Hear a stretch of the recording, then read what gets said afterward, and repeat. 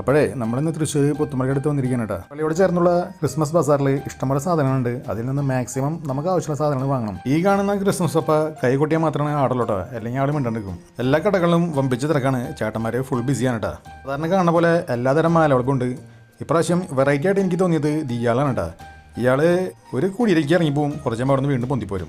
ഈ കടയിൽ ഇഷ്ടംപോലെ സംഭവങ്ങളുണ്ട് കേട്ടോ. എല്ലാ കടകളും എല്ലാ സാധനങ്ങളും ഉണ്ട്. പക്ഷേ ചില കടകളിൽ ചെല്ലുമ്പോൾ നമുക്ക് ചില ഐറ്റംസ് നല്ലതായിട്ട് തോന്നാറുണ്ട്. ഈ മാൻ കാണാൻ ഭയങ്കര ഭംഗിയായിരുന്നു.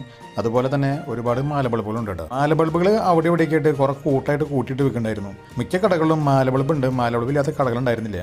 ഈ ഒരു കടയിൽ മാലബൾബ് അടയ്ക്കാമ തോർത്ത് കണക്കെ വാരിക്കൊരിട്ടിരിക്കുകയായിരുന്നു. അവിടെ മാലബൾബ് മാത്രമല്ല, ഒരുപാട് നക്ഷത്രങ്ങൾ ഉണ്ടായിരുന്നു. നല്ല വെറൈറ്റി നക്ഷത്രങ്ങളും ഈ കടയിലുണ്ടായിരുന്നു കേട്ടോ.